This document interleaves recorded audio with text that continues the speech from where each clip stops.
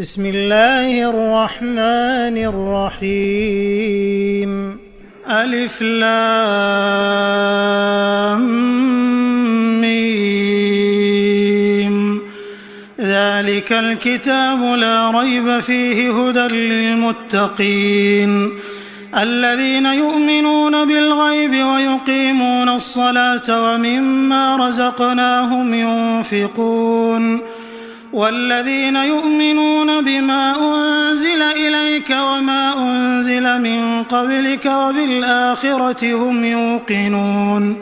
أولئك على هدى من ربهم وأولئك هم المفلحون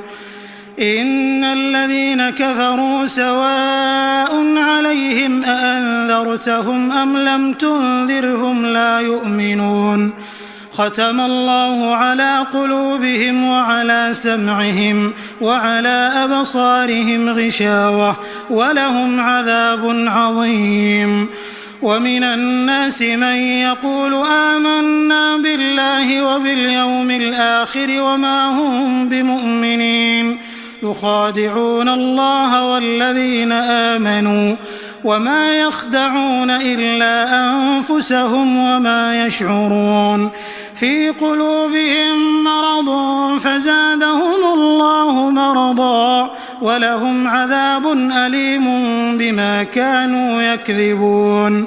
وإذا قيل لهم لا تفسدوا في الأرض قالوا إنما نحن مصلحون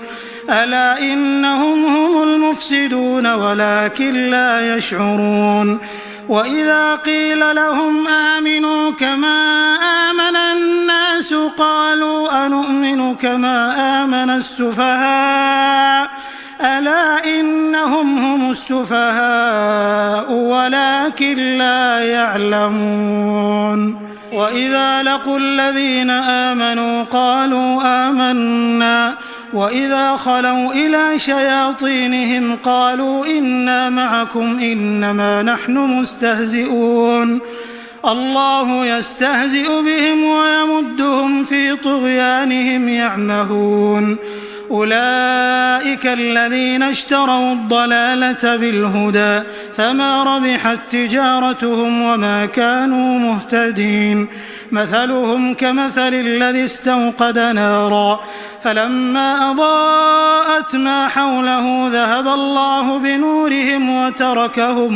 وتركهم في ظلمات لا يبصرون صم بكم عمي فهم لا يرجعون أو كصيب من السماء فيه ظلمات ورعد وبرق يجعلون أصابعهم في آذانهم من الصواعق حذر الموت والله محيط بالكافرين يكاد البرق يخطف أبصارهم كلما أضاء لهم مشوا فيه وإذا أظلم عليهم قاموا ولو شاء الله لذهب بسمعهم وأبصارهم إن الله على كل شيء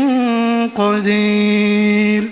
يا أيها الناس اعبدوا ربكم الذي خلقكم والذين من قبلكم لعلكم تتقون الذي جعل لكم الأرض فراشا والسماء بناء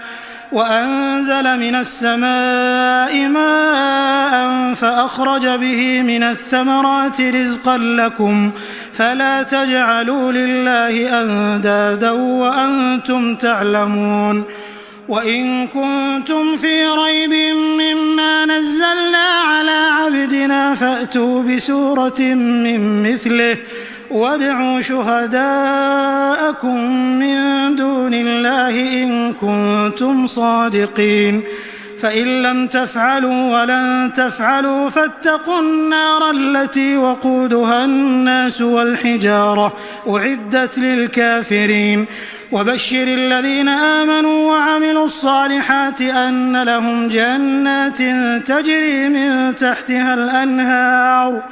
كلما رزقوا منها من ثمرة رزقا قالوا هذا الذي رزقنا من قبل وأتوا به متشابها ولهم فيها أزواج مطهرة وهم فيها خالدون إن الله لا يستحيي أن يضرب مثلا ما بعوضة فما فوقها فأما الذين آمنوا فيعلمون أنه الحق من ربهم وأما الذين كفروا فيقولون ماذا أراد الله بهذا مثلا يضل به كثيرا ويهدي به كثيرا وما يضل به إلا الفاسقين الذين ينقضون عهد الله من بعد ميثاقه ويقطعون ما أمر الله به أن يوصل ويفسدون في الأرض أولئك هم الخاسرون كيف تكفرون بالله وكنتم أمواتا فأحياكم ثم يميتكم ثم يحييكم ثم إليه ترجعون هو الذي خلق لكم ما في الأرض جميعا ثم استوى إلى السماء فسواهن 7 سماوات وهو بكل شيء عليم وإذ قال ربك للملائكة إني جاعل في الأرض خليفة قالوا أتجعل فيها من يفسد فيها ويسفك الدماء ونحن نسبح بحمدك ونقدس لك قال إني أعلم ما لا تعلمون وعلم آدم الأسماء كلها ثم عرضهم على الملائكة فقال أنبئوني بأسماء هؤلاء إن كنتم صادقين قالوا سبحانك لا علم لنا إلا ما علمتنا إنك أنت العليم الحكيم قال يا آدم أنبئهم بأسمائهم فلما أنبأهم بأسمائهم قال ألم أقل لكم إني أعلم غيب السماوات والأرض وأعلم ما تبدون وما كنتم تكتمون وإذ قلنا للملائكة اسجدوا لآدم فسجدوا إلا إبليس أبى واستكبر وكان من الكافرين وقلنا يا آدم اسكن أنت وزوجك الجنة وكلا منها رغدا حيث شئتما ولا تقربا هذه الشجرة فتكونا من الظالمين فأزلهما الشيطان عنها فأخرجهما مما كانا فيه وقلنا اهبطوا بعضكم لبعض عدو ولكم في الأرض مستقر ومتاع إلى حين فتلقى آدم من ربه كلمات فتاب عليه إنه هو التواب الرحيم قلنا اهبطوا منها جميعا فإما يأتينكم مني هدى فمن تبع هداي فلا خوف عليهم ولا هم يحزنون والذين كفروا وكذبوا بآياتنا أولئك أصحاب النار هم فيها خالدون يا بني إسرائيل اذكروا نعمتي التي أنعمت عليكم وأوفوا بعهدي أوف بعهدكم وإياي فارهبون وآمنوا بما أنزلت مصدقا لما معكم ولا تكونوا أول كافر به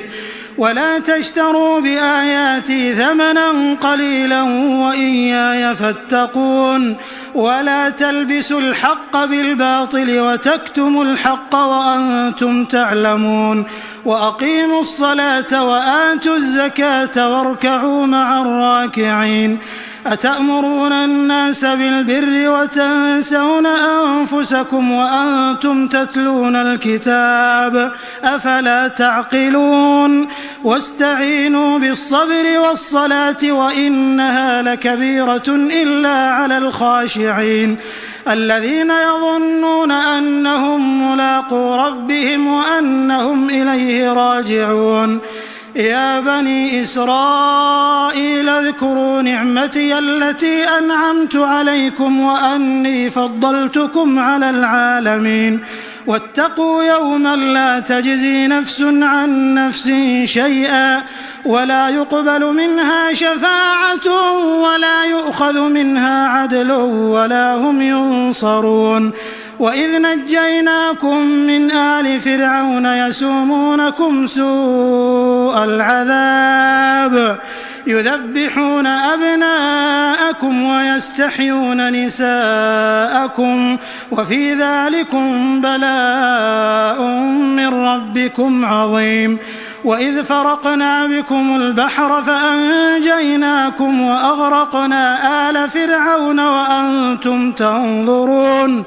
وإذ واعدنا موسى 40 ليلة ثم اتخذتم العجل من بعده وأنتم ظالمون ثم عفونا عنكم من بعد ذلك لعلكم تشكرون وإذ آتينا موسى الكتاب والفرقان لعلكم تهتدون وإذ قال موسى لقومه يا قوم إنكم ظلمتم أنفسكم باتخاذكم العجل فتوبوا إلى بارئكم فاقتلوا أنفسكم ذلكم خير لكم عند بارئكم فتاب عليكم إنه هو التواب الرحيم وإذ قلتم يا موسى لن نؤمن لك حتى نرى الله جهرة فأخذتكم الصاعقة وأنتم تنظرون ثم بعثناكم من بعد موتكم لعلكم تشكرون وظللنا عليكم الغمام وأنزلنا عليكم المن والسلوى كلوا من طيبات ما رزقناكم وما ظلمونا ولكن كانوا أنفسهم يظلمون وإذ قلنا ادخلوا هذه القرية فكلوا منها حيث شئتم رغدا وادخلوا الباب سجدا وقولوا حطة نغفر لكم خطاياكم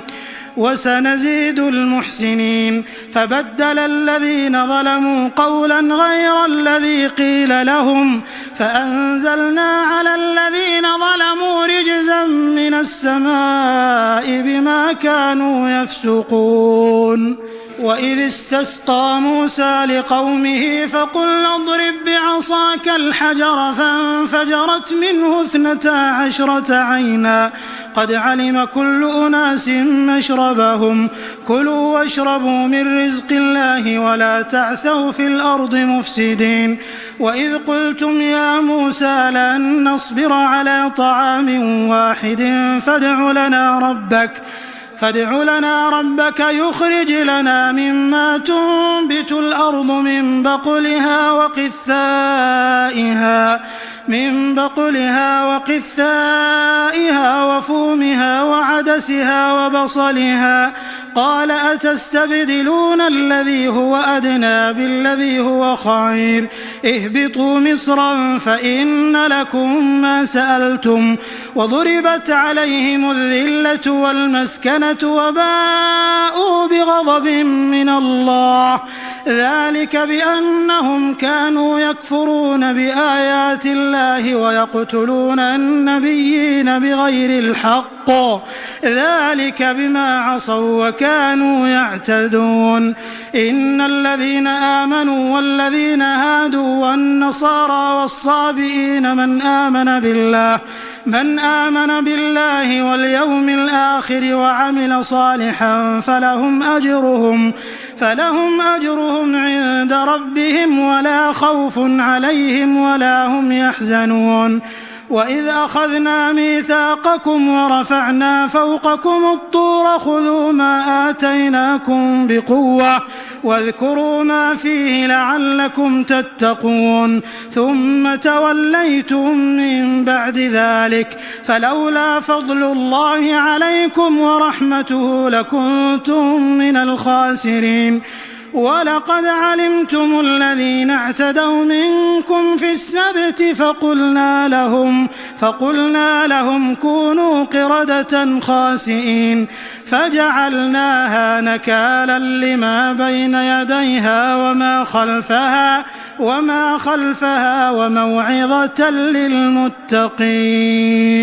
وإذ قال موسى لقومه إن الله يأمركم أن تذبحوا بقرة قالوا أتتخذنا هزوا قال أعوذ بالله أن أكون من الجاهلين قالوا ادع لنا ربك يبين لنا ما هي قال إنه يقول إنها بقرة لا فارض ولا بكر عوان بين ذلك فافعلوا ما تؤمرون قالوا ادع لنا ربك يبين لنا ما لونها قال إنه يقول إنها بقرة صفراء فاقع لونها تسر الناظرين قالوا ادع لنا ربك يبين لنا ما هي إن البقرة شابه علينا وإنا إن شاء الله لمهتدون قال إنه يقول إنها بقرة لا ذلول تثير الأرض ولا تسقي الحرث مسلمة لا شية فيها قالوا الآن جئت بالحق فذبحوها وما كادوا يفعلون وإذ قتلتم نفسا فادارأتم فيها والله مخرج ما كنتم تكتمون فقلنا اضربوه ببعضها كذلك يحيي الله الموتى ويريكم آياته لعلكم تعقلون ثم قست قلوبكم من بعد ذلك فهي كالحجارة أو أشد قسوة وإن من الحجارة لما يتفجر منه الأنهار وإن منها لما يشقق فيخرج منه الماء وإن منها لما يهبط من خشية الله وما الله بغافل عما تعملون أفتطمعون أن يؤمنوا لكم وقد كان فريق منهم يسمعون كلام الله ثم يحرفونه من بعد ما عقلوه وهم يعلمون وإذا لقوا الذين آمنوا قالوا آمنا وإذا خلا بعضهم إلى بعض قالوا أتحدثونهم بما فتح الله عليكم ليحاجوكم به عند ربكم أفلا تعقلون أولا يعلمون أن الله يعلم ما يسرون وما يعلنون ومنهم أميون لا يعلمون الكتاب إلا أماني وإن هم إلا يظنون فويل للذين يكتبون الكتاب بأيديهم ثم يقولون هذا من عند الله ليشتروا به ثمنا قليلا فويل لهم مما كتبت أيديهم وويل لهم مما يكسبون وقالوا لن تمسنا النار إلا أياما معدودة قل أتخذتم عند الله عهدا فلن يخلف الله عهده أم تقولون على الله ما لا تعلمون بلى من كسب سيئة وأحاطت به خطيئته فأولئك أصحاب النار هم فيها خالدون والذين آمنوا وعملوا الصالحات أولئك أصحاب الجنة هم فيها خالدون وإذ أخذنا ميثاق بني إسرائيل لا تعبدون إلا الله وبالوالدين إحسانا وذي القربى واليتامى والمساكين وقولوا للناس حسنا وأقيموا الصلاة وآتوا الزكاة ثم توليتم إلا قليلا منكم وأنتم معرضون. وإذ أخذنا ميثاقكم لا تسفكون دماءكم ولا تخرجون أنفسكم من دياركم ثم أقررتم وأنتم تشهدون ثم أنتم هؤلاء تقتلون أنفسكم وتخرجون فريقا منكم من ديارهم تظاهرون عليهم بالإثم والعدوان وإن يأتوكم أسارى تفادوهم وهو محرم عليكم إخراجهم أفتؤمنون ببعض الكتاب وتكفرون ببعض فما جزاء من يفعل ذلك منكم إلا خزي في الحياة الدنيا ويوم القيامة يردون إلى أشد العذاب وما الله بغافل عما تعملون. أولئك الذين اشتروا الحياة الدنيا بالآخرة فلا يخفف عنهم العذاب ولا هم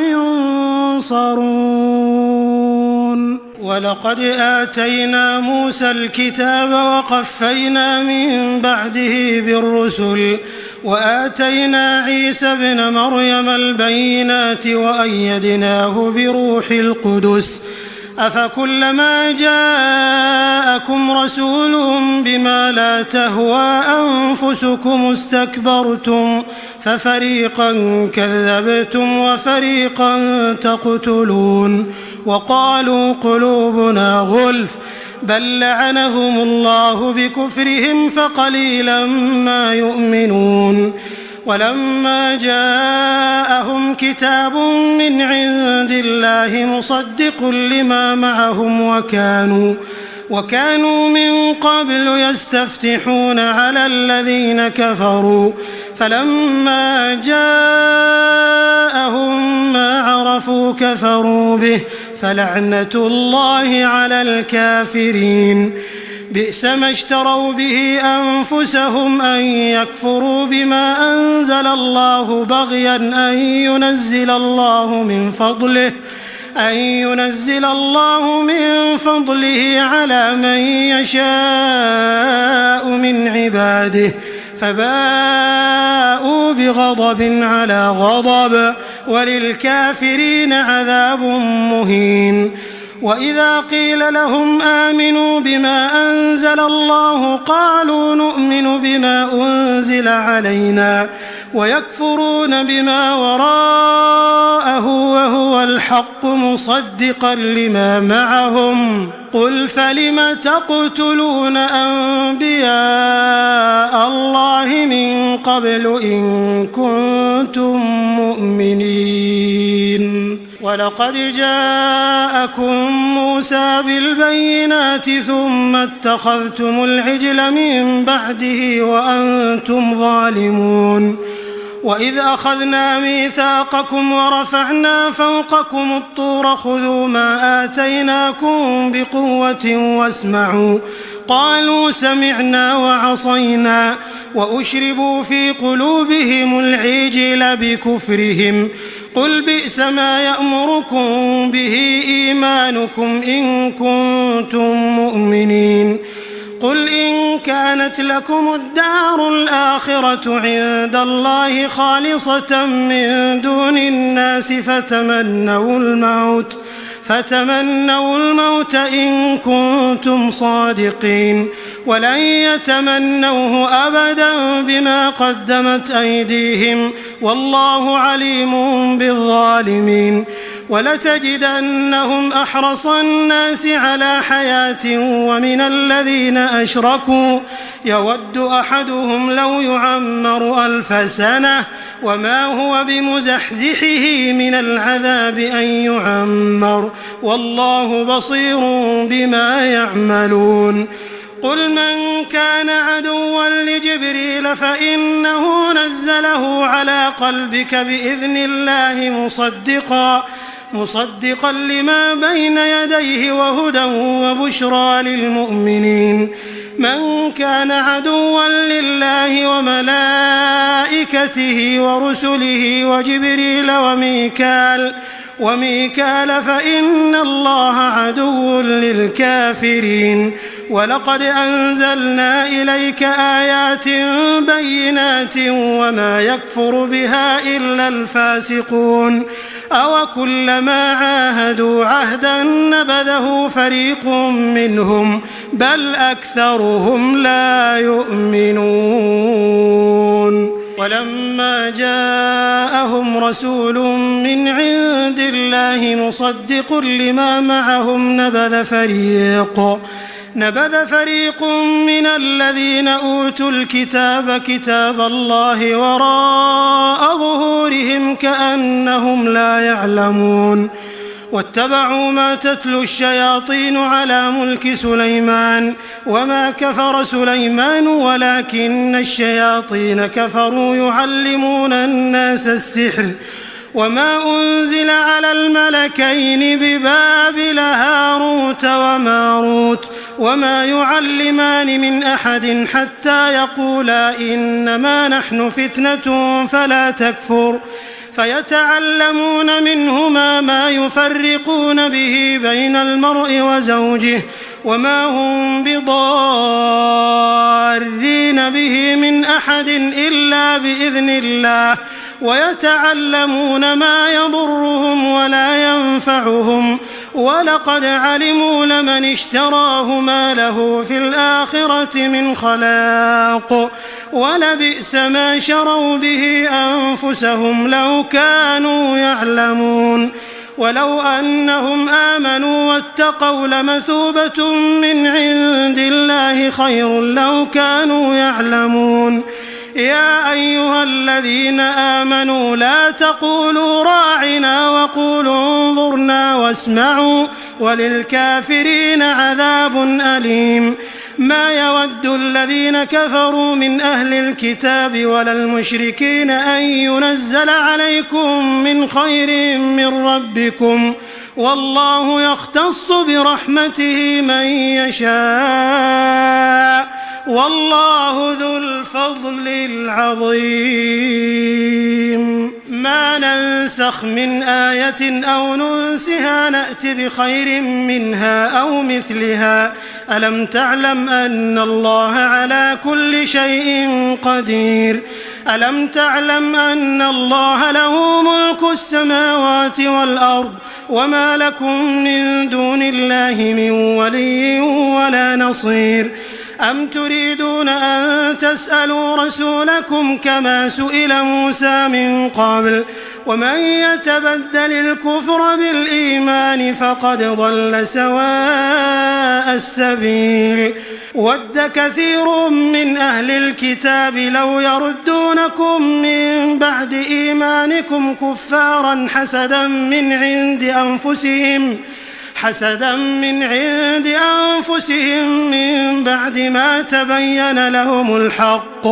فاعفوا واصفحوا حتى يأتي الله بأمره إن الله على كل شيء قدير وأقيموا الصلاة وآتوا الزكاة وما تقدموا لأنفسكم من خير تجدوه عند الله إن الله بما تعملون بصير وقالوا لن يدخل الجنة إلا من كان هودا أو نصارى تلك أمانيهم قل هاتوا برهانكم إن كنتم صادقين بلى من أسلم وجهه لله وهو محسن فله أجره عند ربه فله أجره عند ربه ولا خوف عليهم ولا هم يحزنون. وقالت اليهود ليست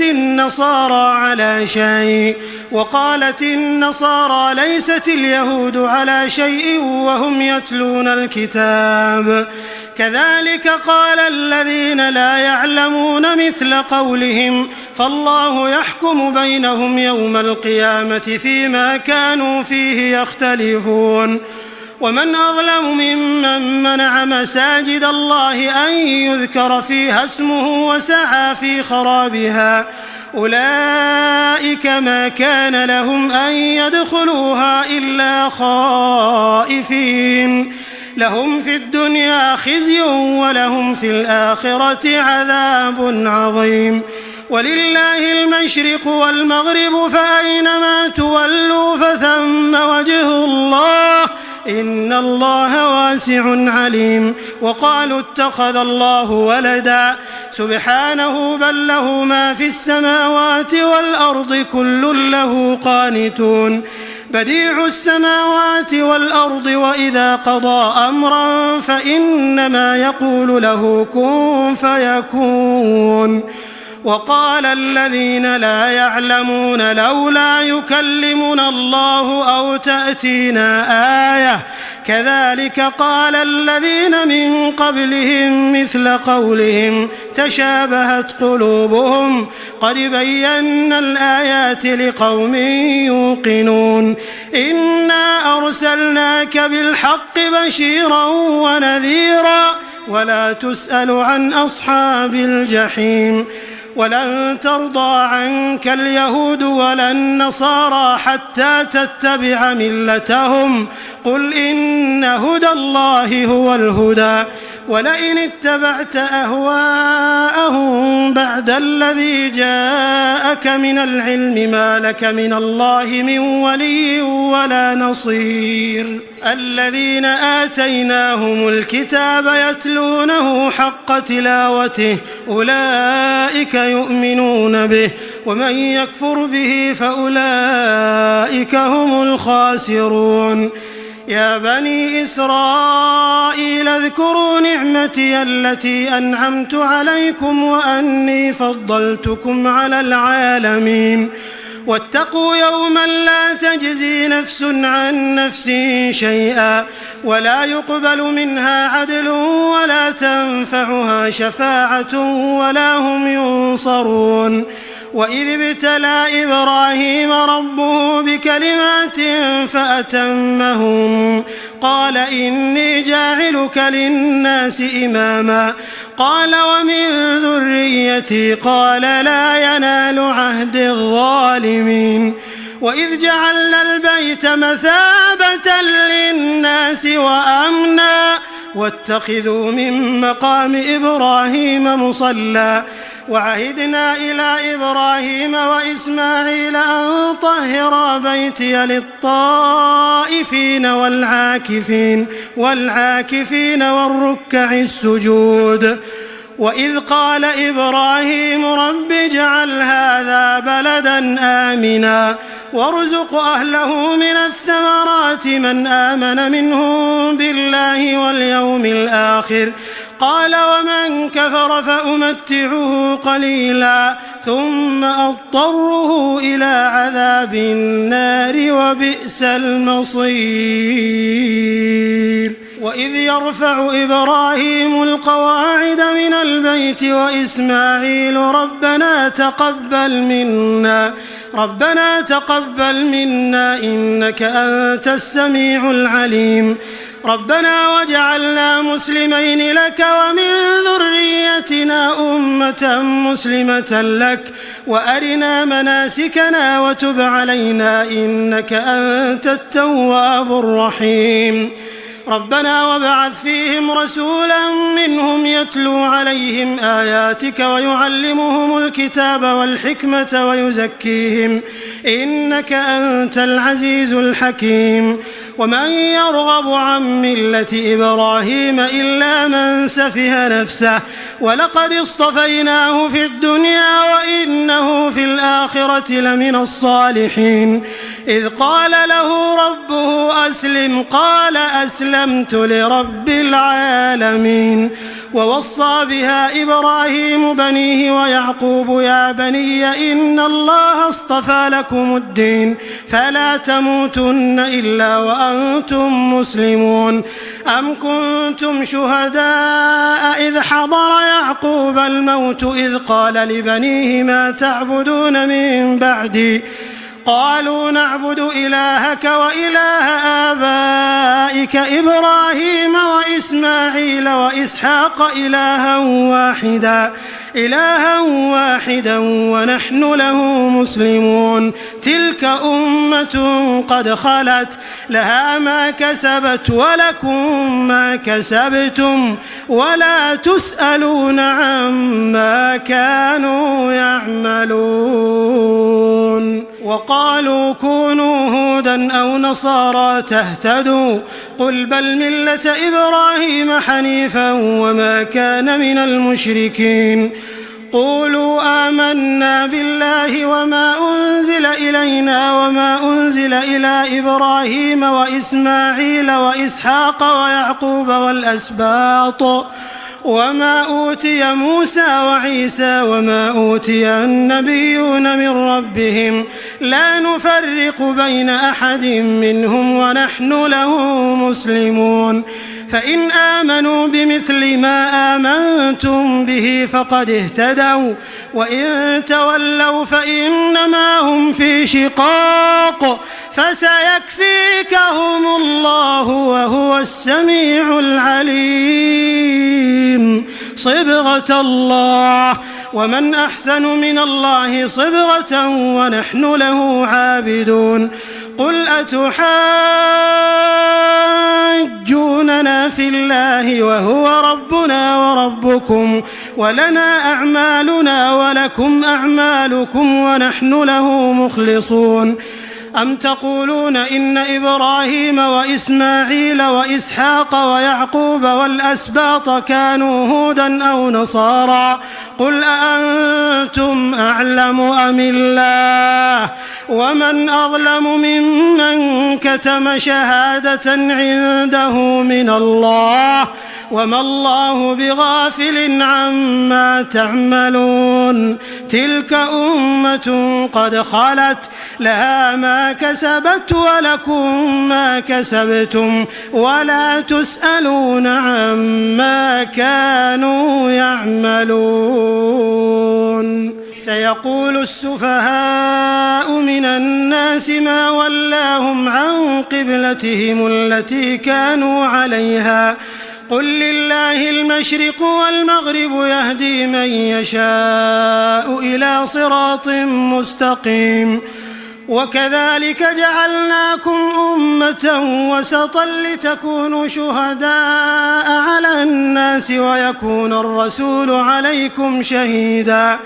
وما جعلنا القبلة التي كنت عليها إلا لنعلم من يتبع الرسول ممن ينقلب على عقبيه وإن كانت لكبيرة إلا على الذين هدى الله وما كان الله ليضيع إيمانكم إن الله بالناس لرؤوف رحيم قد نرى تقلب وجهك في السماء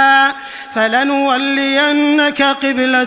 ترضاها فول وجهك شطر المسجد الحرام وحيث ما كنتم فولوا وجوهكم شطره وإن الذين أوتوا الكتاب ليعلمون أنه الحق من ربهم وما الله بغافل عما يعملون ولئن أتيت الذين أوتوا الكتاب بكل آية ما تبعوا قبلتك وما أنت بتابع قبلتهم وما بعضهم بتابع قبلة بعض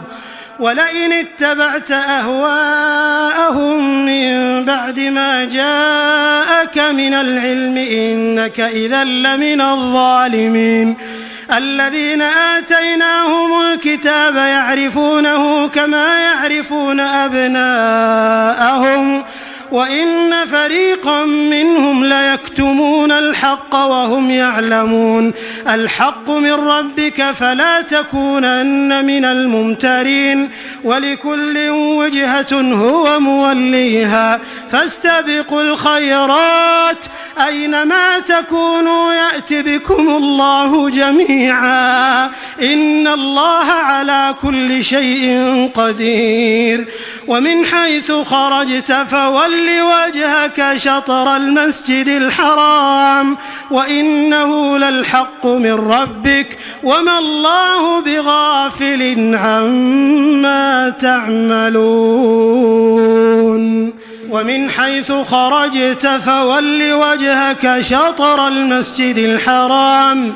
وحيث ما كنتم فولوا وجوهكم شطره لئلا يكون للناس عليكم حجة إلا الذين ظلموا منهم فلا تخشوهم واخشوني ولأتم نعمتي عليكم ولعلكم تهتدون كما أرسلنا فيكم رسولا منكم يتلو عليكم آياتنا ويزكيكم ويعلمكم الكتاب والحكمة ويعلمكم ما لم تكونوا تعلمون فاذكروني أذكركم واشكروا لي ولا تكفرون يا أيها الذين آمنوا استعينوا بالصبر والصلاة إن الله مع الصابرين ولا تقولوا لمن يقتل في سبيل الله أموات بل أحياء ولكن لا تشعرون ولنبلونكم بشيء من الخوف والجوع ونقص من الأموال والأنفس والثمرات وبشر الصابرين الذين إذا أصابتهم مصيبة قالوا إنا لله وإنا إليه راجعون أولئك عليهم صلوات من ربهم ورحمة وأولئك هم المهتدون إن الصفا والمروة من شعائر الله فمن حج البيت أو اعتمر فلا جناح عليه أن يطوف بهما ومن تطوع خيرا فإن الله شاكر عليم إن الذين يكتمون ما أنزلنا من البينات والهدى من بعد ما بيناه للناس في الكتاب أولئك يلعنهم الله ويلعنهم اللاعنون إلا الذين تابوا وأصلحوا وبينوا فأولئك أتوب عليهم وأنا التواب الرحيم إن الذين كفروا وماتوا وهم كفار أولئك عليهم لعنة الله والملائكة والناس أجمعين خالدين فيها لا يخفف عنهم العذاب ولا هم ينظرون وإلهكم إله واحد لا إله إلا هو الرحمن الرحيم إن في خلق السماوات والأرض واختلاف الليل والنهار والفلك التي تجري في البحر بما ينفع الناس وما أنزل الله من السماء من ماء فأحيا به الأرض بعد موتها وبث فيها من كل دابة وتصريف الرياح والسحاب المسخر بين السماء والأرض لآيات لقوم يعقلون ومن الناس من يتخذ من دون الله أندادا يحبونهم كحب الله والذين آمنوا أشد حبا لله ولو يرى الذين ظلموا إذ يرون العذاب أن القوة لله جميعا وأن الله شديد العذاب إذ تبرأ الذين اتبعوا من الذين اتبعوا ورأوا العذاب وتقطعت بهم الأسباب وقال الذين اتبعوا لو أن لنا كرة فنتبرأ منهم كما تبرأوا منا كذلك يريهم الله أعمالهم حسرات عليهم وما هم بخارجين من النار يا أيها الناس كلوا مما في الأرض حلالا طيبا ولا تتبعوا خطوات الشيطان إنه لكم عدو مبين إنما يأمركم بالسوء والفحشاء وأن تقولوا على الله ما لا تعلمون وإذا قيل لهم اتبعوا ما أنزل الله قالوا بل نتبع ما ألفينا عليه آباءنا أولو كان آباؤهم لا يعقلون شيئا ولا يهتدون ومثل الذين كفروا كمثل الذي ينعق بما لا يسمع إلا دعاء ونداء صم بكم عمي فهم لا يعقلون يا أيها الذين آمنوا كلوا من طيبات ما رزقناكم واشكروا لله إن كنتم إياه تعبدون إنما حرم عليكم الميتة والدم ولحم الخنزير وما أهل به لغير الله فمن اضطر غير باغ ولا عاد فلا إثم عليه إن الله غفور رحيم إن الذين يكتمون ما أنزل الله من الكتاب ويشترون به ثمنا قليلا أولئك ما يأكلون في بطونهم إلا النار ولا يكلمهم الله يوم القيامة ولا يزكيهم ولهم عذاب أليم أولئك الذين اشتروا الضلالة بالهدى والعذاب بالمغفرة فما أصبرهم على النار ذلك بأن الله نزل الكتاب بالحق وإن الذين اختلفوا في الكتاب لفي شقاق بعيد ليس البر أن تولوا وجوهكم قبل المشرق والمغرب ولكن البر من آمن بالله واليوم الآخر والملائكة والكتاب والنبيين وآتى المال على حبه ذوي القربى واليتامى والمساكين وابن السبيل والسائلين وفي الرقاب وأقام الصلاة وآتى الزكاة والموفون بعهدهم إذا عاهدوا والصابرين في البأساء والضراء وحين البأس أولئك الذين صدقوا وأولئك هم المتقون يا أيها الذين آمنوا كتب عليكم القصاص في القتلى الحر بالحر والعبد بالعبد والأنثى بالأنثى فمن عفي له من أخيه شيء فاتباع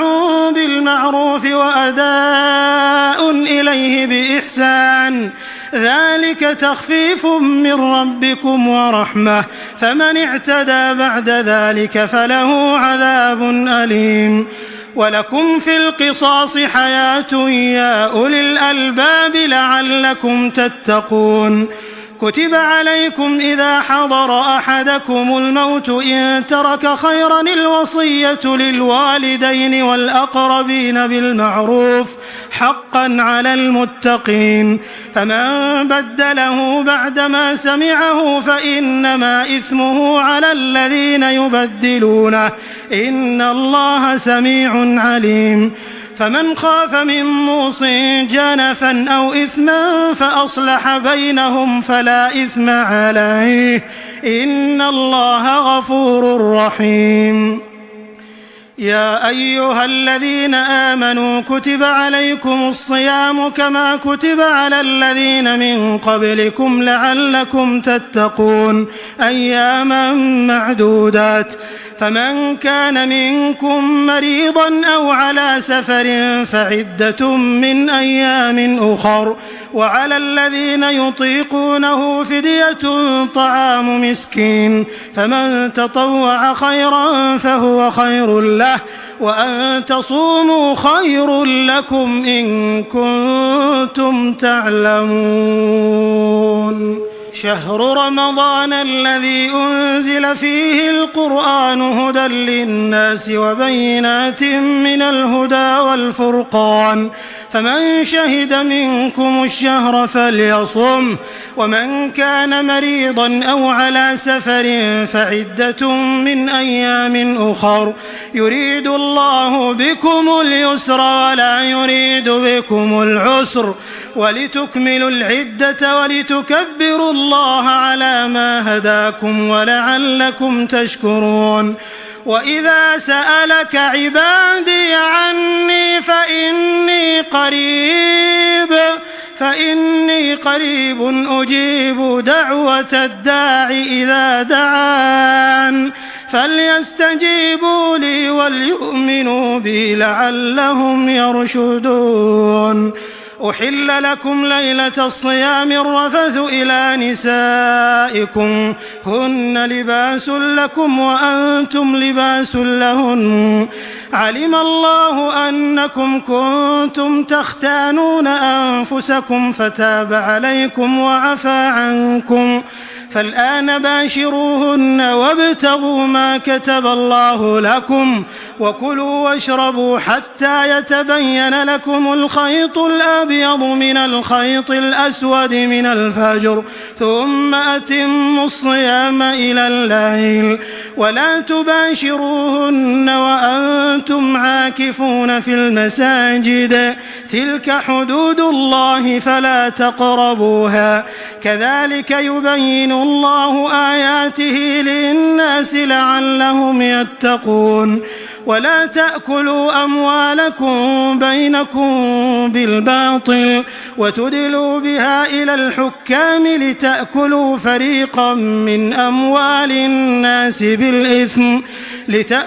فريقا من أموال الناس بالإثم وأنتم تعلمون يسألونك عن الأهلة قل هي مواقيت للناس والحج وليس البر بأن تأتوا البيوت من ظهورها ولكن البر من اتقى وأتوا البيوت من أبوابها واتقوا الله لعلكم تفلحون وقاتلوا في سبيل الله الذين يقاتلونكم ولا تعتدوا إن الله لا يحب المعتدين وقتلوهم حيث ثقفتموهم وأخرجوهم من حيث أخرجوكم والفتنة أشد من القتل ولا تقاتلوهم عند المسجد الحرام حتى يقاتلوكم فيه فإن قاتلوكم فاقتلوهم كذلك جزاء الكافرين فإن انتهوا فإن الله غفور رحيم وقاتلوهم حتى لا تكون فتنة ويكون الدين لله فإن انتهوا فلا عدوان إلا على الظالمين الشهر الحرام بالشهر الحرام والحرمات قصاص، فمن اعتدى عليكم فاعتدوا عليه بمثل ما اعتدى عليكم، واتقوا الله واعلموا أن الله مع المتقين. وأنفقوا في سبيل الله ولا تلقوا بأيديكم إلى التهلكة وأحسنوا إن الله يحب المحسنين. وأتموا الحج والعمرة لله، فإن أحصرتم فما استيسر من الهدي، ولا تحلقوا رؤوسكم حتى يبلغ الهدي محله، فمن كان منكم مريضا أو به أذى من رأسه ففدية من صيام أو صدقة أو نسك، فإذا أمنتم فمن تمتع بالعمرة إلى الحج فما استيسر من الهدي، فمن لم يجد فصيام 3 أيام في الحج و7 إذا رجعتم، تلك 10 كاملة، ذلك لمن لم يكن أهله حاضر المسجد الحرام. واتقوا الله واعلموا أن الله شديد العقاب. الحج أشهر معلومات، فمن فرض فيهن الحج فلا رفث ولا فسوق ولا جدال في الحج، وما تفعلوا من خير يعلمه الله، وتزودوا فإن خير الزاد التقوى، واتقون يا أولي الألباب. ليس عليكم جناح أن تبتغوا فضلا من ربكم، فإذا أفضتم من عرفات فاذكروا الله عند المشعر الحرام، واذكروه كما هداكم، وإن كنتم من قبله لمن الضالين. ثم أفيضوا من حيث أفاض الناس واستغفروا الله إن الله غفور رحيم. فإذا قضيتم مناسككم فاذكروا الله كذكركم آباءكم أو أشد ذكرا. فمن الناس من يقول ربنا آتنا في الدنيا وما له في الآخرة من خلاق، ومنهم من يقول ربنا آتنا في الدنيا حسنة وفي الآخرة حسنة وقنا عذاب النار. أولئك لهم نصيب مما كسبوا والله سريع الحساب. واذكروا الله في أيام معدودات، فمن تعجل في يومين فلا إثم عليه، ومن تأخر فلا إثم عليه لمن اتقى. واتقوا الله واعلموا أنكم إليه تحشرون. ومن الناس من يعجبك قوله في الحياة الدنيا ويشهد الله على ما في قلبه وهو ألد الخصام، وإذا تولى سعى في الأرض ليفسد فيها ويهلك الحرث والنسل والله لا يحب الفساد. وإذا قيل له اتق الله أخذته العزة بالإثم فحسبه جهنم ولبئس المهاد. ومن الناس من يشري نفسه ابتغاء مرضات الله والله رؤوف بالعباد. يا أيها الذين آمنوا ادخلوا في السلم كافة ولا تتبعوا خطوات الشيطان إنه لكم عدو مبين. فإن زللتم من بعد ما جاءتكم البينات فاعلموا أن الله عزيز حكيم. هل ينظرون إلا أن يأتيهم الله في ظلل من الغمام والملائكة وقضي الأمر وإلى الله ترجع الأمور. سل بني إسرائيل كم آتيناهم من آية بينة ومن يبدل نعمة الله من بعد ما جاءته فإن الله شديد العقاب. زين للذين كفروا الحياة الدنيا ويسخرون من الذين آمنوا والذين اتقوا فوقهم يوم القيامة والله يرزق من يشاء بغير حساب. كان الناس أمة واحدة فبعث الله النبيين مبشرين ومنذرين وأنزل معهم الكتاب بالحق ليحكم بين الناس فيما اختلفوا فيه وما اختلف فيه إلا الذين أوتوه من بعد ما جاءتهم البينات بغيا بينهم فهدى الله الذين آمنوا لما اختلفوا فيه من الحق بإذنه والله يهدي من يشاء إلى صراط مستقيم. أم حسبتم أن تدخلوا الجنة ولما يأتكم مثل الذين خلوا من قبلكم مستهم البأساء والضراء وزلزلوا حتى يقول الرسول والذين آمنوا معه متى نصر الله ألا إن نصر الله قريب. يسألونك ماذا ينفقون قل ما أنفقتم من خير فللوالدين والأقربين واليتامى والمساكين وابن السبيل وما تفعلوا من خير فإن الله به عليم. كتب عليكم القتال وهو كره لكم وعسى أن تكرهوا شيئا وهو خير لكم وعسى أن تحبوا شيئا وهو شر لكم والله يعلم وأنتم لا تعلمون. يسألونك عن الشهر الحرام قتال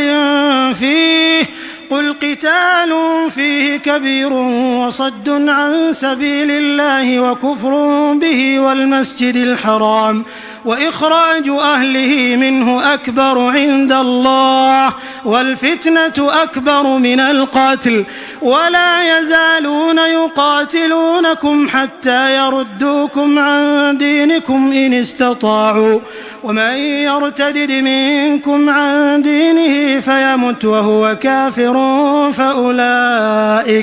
فأولئك حبطت أعمالهم في الدنيا والآخرة وأولئك أصحاب النار هم فيها خالدون. إن الذين آمنوا والذين هاجروا وجاهدوا في سبيل الله أولئك يرجون رحمة الله والله غفور رحيم. يسألونك عن الخمر والميسر قل فيهما إثم كبير ومنافع للناس وإثمهما أكبر من نفعهما ويسألونك ماذا ينفقون قل العفو كذلك يبين الله لكم الآيات لعلكم تتفكرون في الدنيا والآخرة. ويسألونك عن اليتامى قل إصلاح لهم خير وإن تخالطوهم فإخوانكم والله يعلم المفسد من المصلح ولو شاء الله لأعنتكم إن الله عزيز حكيم. ولا تنكحوا المشركات حتى يؤمنوا ولأمة مؤمنة خير من مشركة ولو أعجبتكم ولا تنكحوا المشركين حتى يؤمنوا ولعبد مؤمن خير من مشرك ولو أعجبكم أولئك يدعون إلى النار والله يدعو إلى الجنة والمغفرة بإذنه ويبين آياته للناس لعلهم يتذكرون. ويسألونك عن المحيض قل هو أذى فاعتزلوا النساء في المحيض ولا تقربوهن حتى يطهرن فإذا تطهرن فأتوهن من حيث أمركم الله إن الله يحب التوابين ويحب المتطهرين. نساؤكم حرث لكم فأتوا حرثكم أنى شئتم وقدموا لأنفسكم واتقوا الله واعلموا أنكم ملاقوه وبشر المؤمنين. ولا تجعلوا الله عرضة لأيمانكم أن تبروا وتتقوا وتصلحوا بين الناس والله سميع عليم. لا يؤاخذكم الله باللغو في أيمانكم ولكن يؤاخذكم بما كسبت قلوبكم والله غفور حليم. للذين يؤلون من نسائهم تربص 4 أشهر فإن فاءوا فإن الله غفور رحيم وإن عزموا الطلاق فإن الله سميع عليم. والمطلقات يتربصن بأنفسهن 3 قروء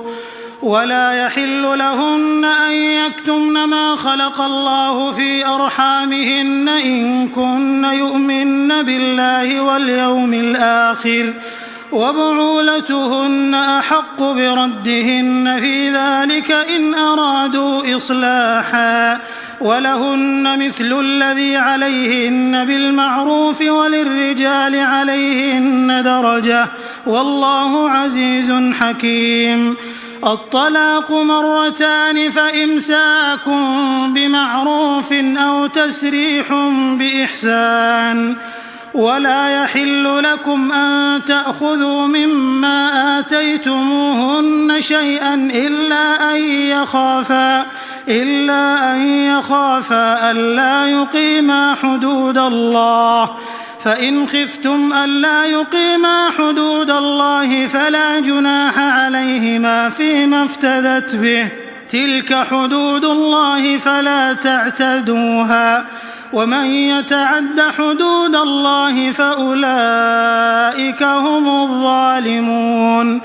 فإن طلقها فلا تحل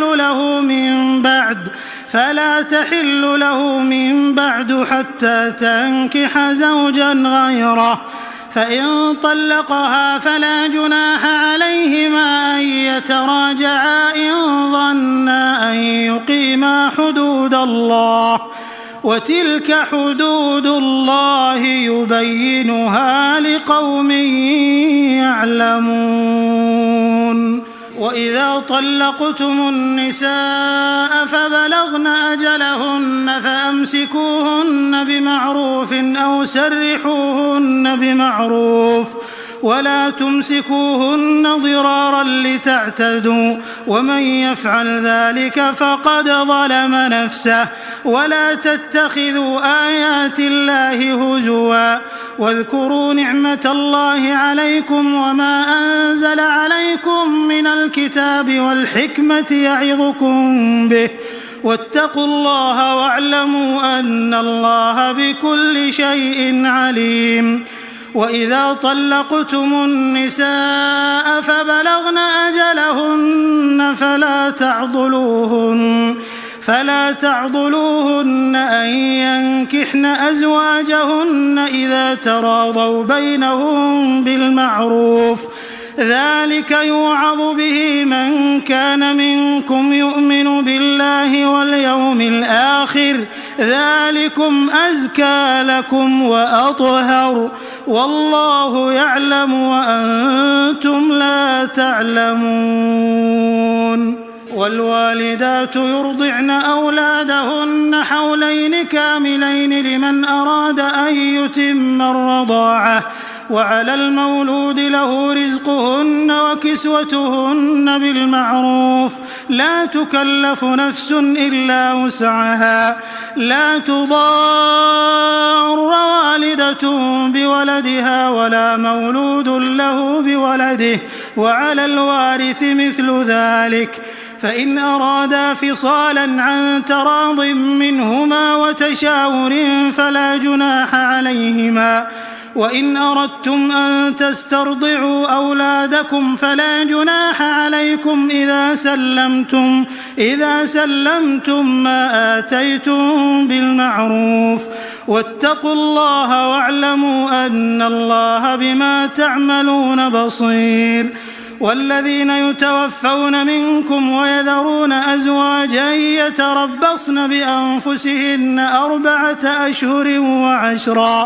فإذا بلغن أجلهن فلا جناح عليكم فيما فعلن في أنفسهن بالمعروف والله بما تعملون خبير. ولا جناح عليكم فيما عرضتم به من خطبة النساء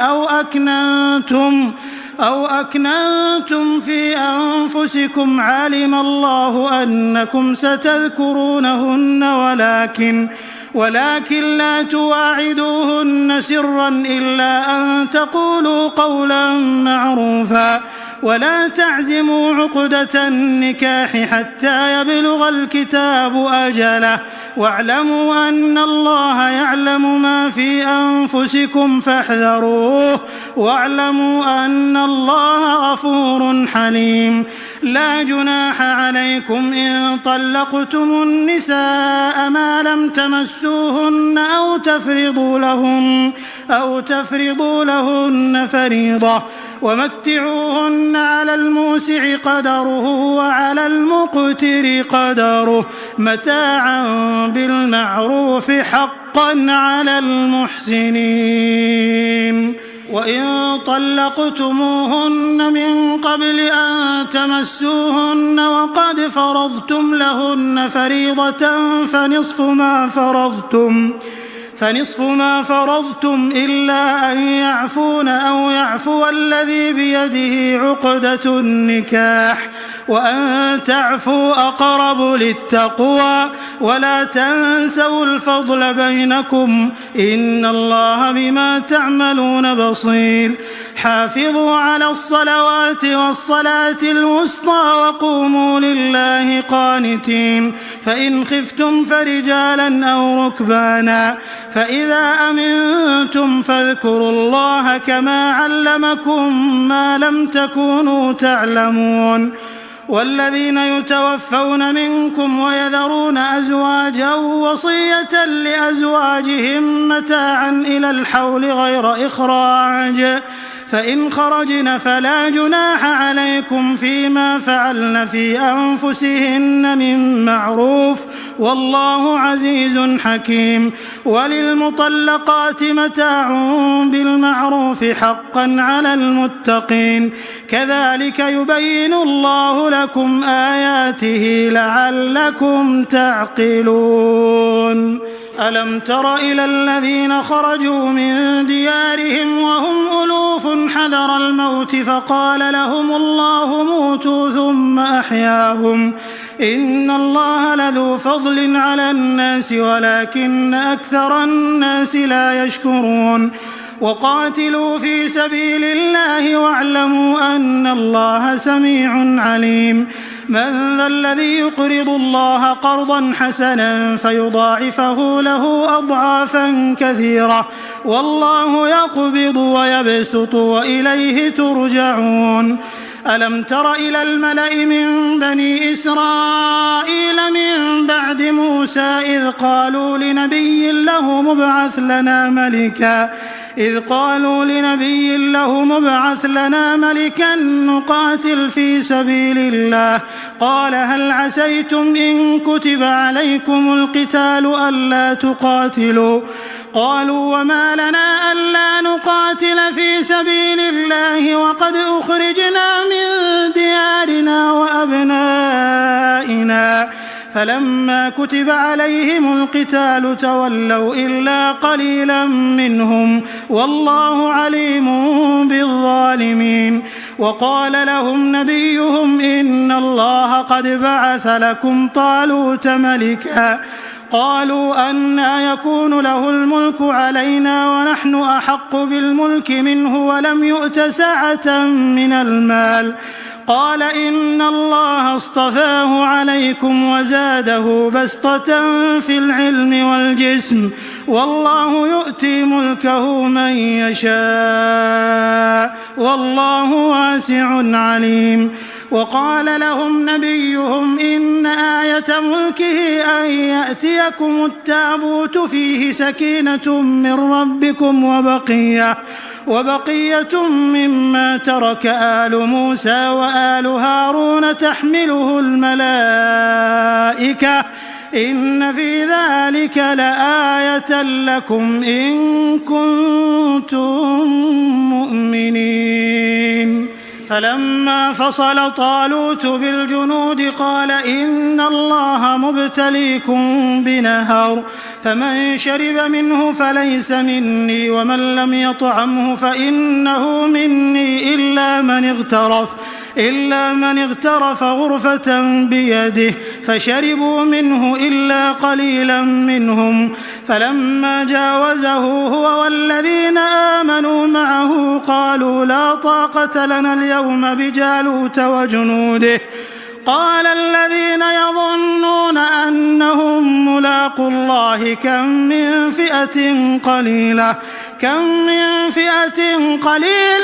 غلبت فئة كثيرة بإذن الله والله مع الصابرين. ولما برزوا لجالوت وجنوده قالوا ربنا أفرغ علينا صبرا وثبت أقدامنا وانصرنا على القوم الكافرين. فهزموهم بإذن الله وقتل داود جالوت وآتاه الله الملك والحكمة وعلمه مما يشاء ولولا دفع الله الناس بعضهم ببعض لفسدت الأرض ولكن الله ذو فضل على العالمين. تلك آيات الله نتلوها عليك بالحق وإنك لمن المرسلين. تلك الرسل فضلنا بعضهم على بعض منهم من كلم الله ورفع بعضهم درجات وآتينا عيسى ابن مريم البينات وأيدناه بروح القدس ولو شاء الله ما اقتتل الذين من بعدهم من بعد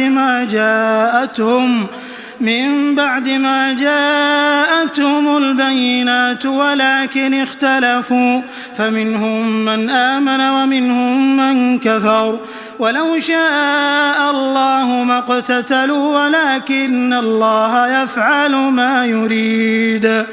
يا أيها الذين آمنوا أنفقوا مما رزقناكم من قبل أن يأتي يوم لا بيع فيه ولا خلة ولا شفاعة والكافرون هم الظالمون. الله لا إله إلا هو الحي القيوم لا تأخذه سنة ولا نوم له ما في السماوات وما في الأرض. من ذا الذي يشفع عنده إلا بإذنه يعلم ما بين أيديهم وما خلفهم ولا يحيطون بشيء من علمه إلا بما شاء وسع كرسيه السماوات والأرض ولا يؤوده حفظهما وهو العلي العظيم. لا إكراه في الدين قد تبين الرشد من الغي فمن يكفر بالطاغوت ويؤمن بالله فقد استمسك بالعروة الوثقى لا انفصام لها والله سميع عليم. الله ولي الذين آمنوا يخرجهم من الظلمات إلى النور والذين كفروا أولياؤهم الطاغوت يخرجونهم من النور إلى الظلمات أولئك أصحاب النار هم فيها خالدون. ألم تر إلى الذي حاج إبراهيم في ربه أن آتاه الله الملك إذ قال إبراهيم ربي الذي يحيي ويميت قال أنا أحيي وأميت قال إبراهيم فإن الله يأتي بالشمس من المشرق فأت بها من المغرب فبهت الذي كفر والله لا يهدي القوم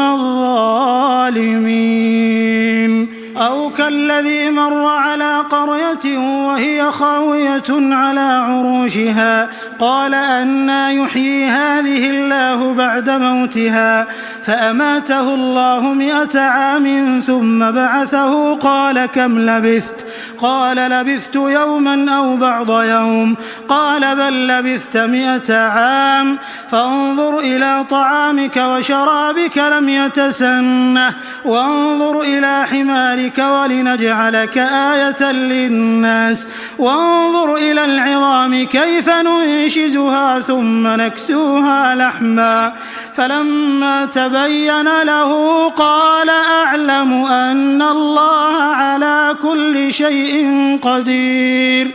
وإذ قال إبراهيم رب أرني كيف تحيي الموتى قال أولم تؤمن قال بلى ولكن ليطمئن قلبي قال فخذ 4 من الطير فصرهن إليك ثم اجعل على كل جبل منهن جزءا ثم ادعهن يأتينك سعيا واعلم أن الله عزيز حكيم. مثل الذين ينفقون أموالهم في سبيل الله كمثل حبة أنبتت 7 سنابل في كل سنبلة 100 حبة والله يضاعف لمن يشاء والله واسع عليم.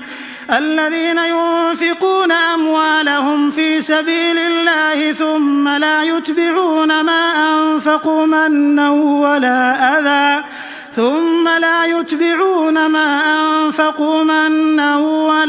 أذى لهم أجرهم عند ربهم ولا خوف عليهم ولا هم يحزنون. قول معروف ومغفرة خير من صدقة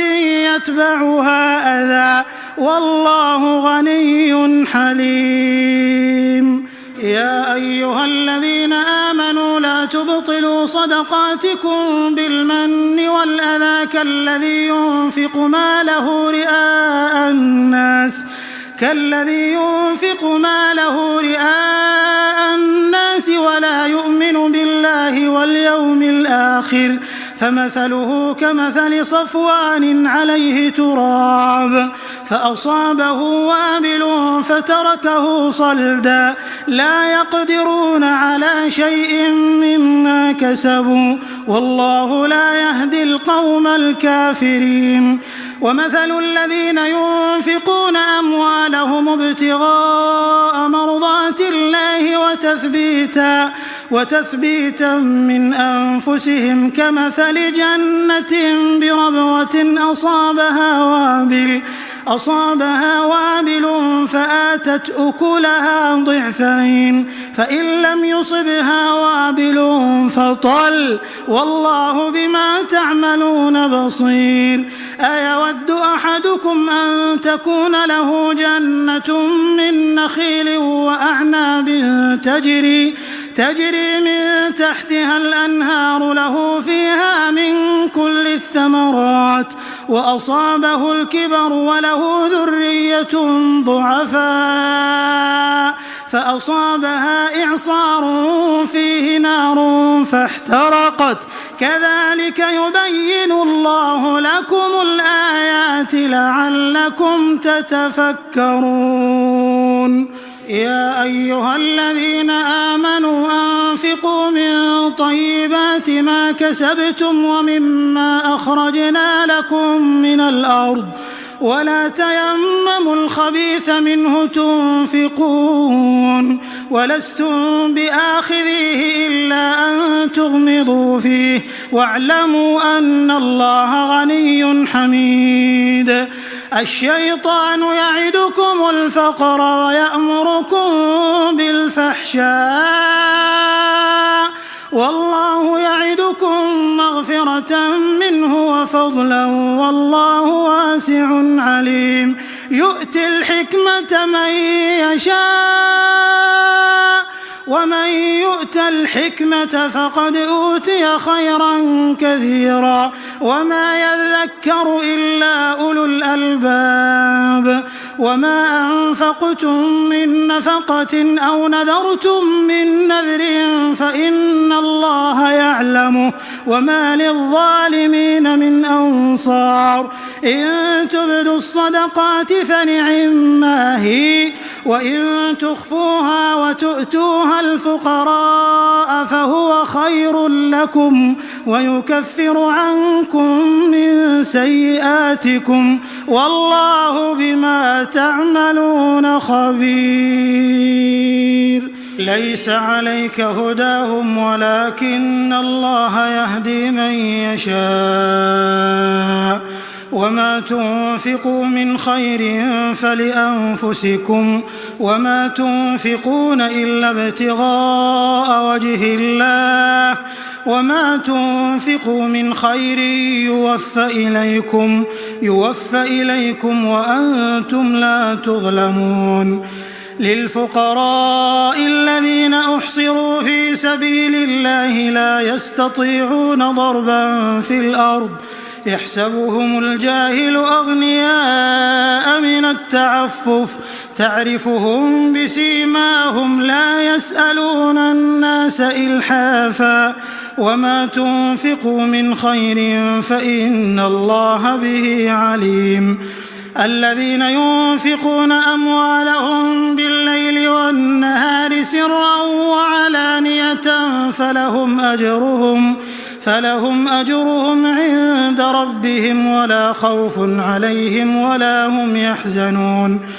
الذين يأكلون الربا لا يقومون إلا كما يقوم الذي يتخبطه الشيطان من المس ذلك بأنهم قالوا إنما البيع مثل الربا وأحل الله البيع وحرم الربا. فمن جاءه موعظة من ربه فانتهى فله ما سلف وأمره إلى الله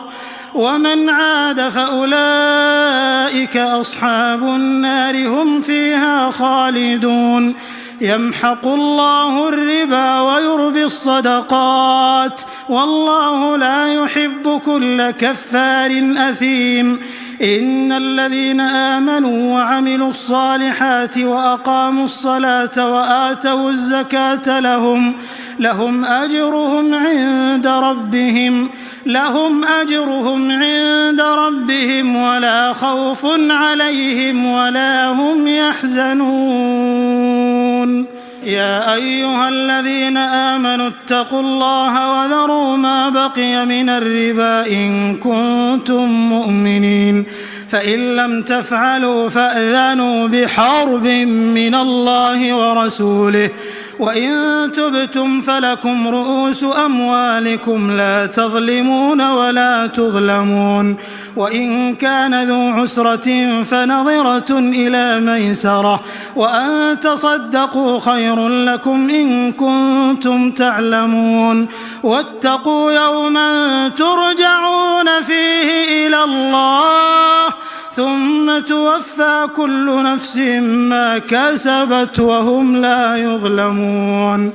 يا أيها الذين آمنوا إذا تداينتم بدين إلى أجل مسمى فاكتبوه وليكتب بينكم كاتب بالعدل ولا يأب كاتب أن يكتب كما علمه الله فليكتب وليملل الذي عليه الحق وليتق الله ربه ولا يبخس منه شيئا فإن كان الذي عليه الحق سفيها أو ضعيفا أو لا يستطيع أن يمل هو فليملل وليه بالعدل واستشهدوا شهيدين من رجالكم فإن لم يكونا رجلين فرجل وامرأتان ممن ترضون من الشهداء أن تضل إحداهما فتذكر إحداهما الأخرى ولا يأبى الشهداء إذا ما دعوا ولا تسأموا أن تكتبوه صغيرا أو كبيرا إلى أجله ذلكم أقسط عند الله وأقوم للشهادة وأدنى ألا ترتابوا إلا أن تكون تجارة حاضرة تديرونها بينكم فليس عليكم جناح ألا تكتبوها وأشهدوا إذا تبايعتم ولا يضار كاتب ولا شهيد وإن تفعلوا فإنه فسوق بكم واتقوا الله ويعلمكم الله والله بكل شيء عليم. وإن كنتم على سفر ولم تجدوا كاتبا فرهان مقبوضة فإن أمن بعضكم بعضا فليؤد الذي ائتمن أمانته وليتق الله ربه ولا تكتموا الشهادة ومن يكتمها فإنه آثم قلبه والله بما تعملون عليم. لله ما في السماوات وما في الأرض وإن تبدوا ما في أنفسكم أو تخفوه يحاسبكم به الله فيغفر لمن يشاء ويعذب من يشاء والله على كل شيء قدير. آمن الرسول بما أنزل إليه من ربه والمؤمنون كل آمن بالله وملائكته وكتبه ورسله لا نفرق بين أحد من رسله وقالوا سمعنا وأطعنا غفرانك ربنا وإليك المصير. لا يكلف الله نفسا إلا وسعها لها ما كسبت وعليها ما اكتسبت